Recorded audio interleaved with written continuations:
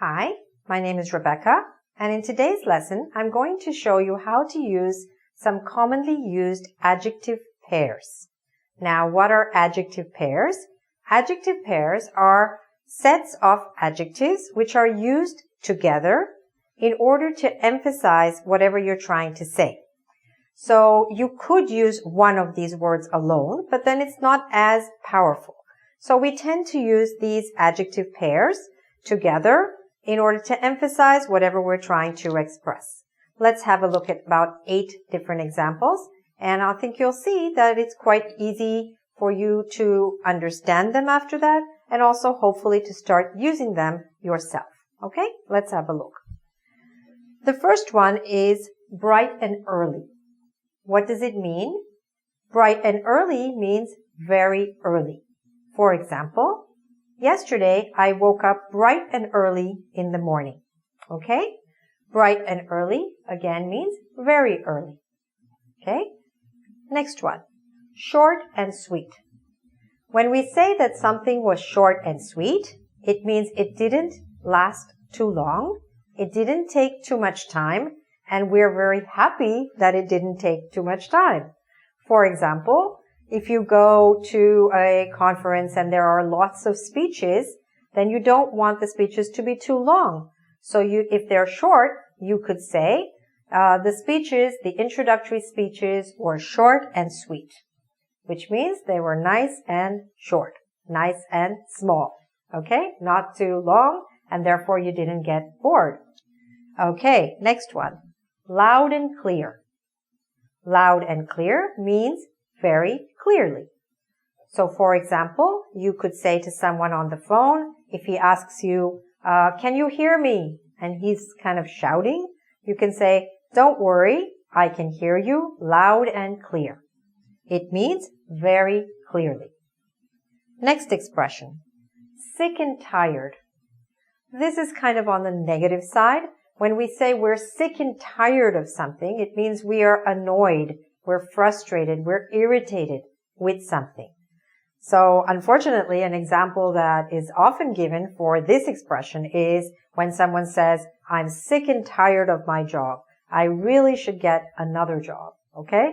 I hope that's not true for you. I hope you love your job the way I do. Okay? But you might be sick and tired of something happening. All right? Next. Nice and warm. Nice and warm means that a place feels warm and cozy and comfortable. So for example, let's suppose there's a snowstorm outside and you come into a nice little coffee shop and you say, oh wow, it's nice and warm in here. So you feel very cozy and comfortable after coming in outside from the cold. Okay? Next one. Safe and sound. Safe and sound basically means very safe. So you could say, we were worried about them, we hadn't heard from them in many hours, but finally they came home safe and sound. Safe and sound, again, means safely. But when we say safe and sound, it's because we were a little bit worried before. So by using 2 adjectives, we emphasize that they came home very safely, and we are happy about that. Okay? Next one. First and foremost. First and foremost means first and most important. So very often they use this in professional situations, in business English, at the start of a meeting or a conference. So somebody might say, first and foremost, I'd like to thank everyone for joining us here today. Or, first and foremost, I'd like to thank the organizers of this conference for all their hard work. Okay? So it's a nice expression that you can use, and it means first and most important. All right? Last one that we're going to learn today is hale and hearty. Hale and hearty means basically very healthy. So if you say, for example, he's 85 years old, but he's hale and hearty. He goes for a walk every morning at 6 o'clock. All right? So hale and hearty means very healthy. Okay?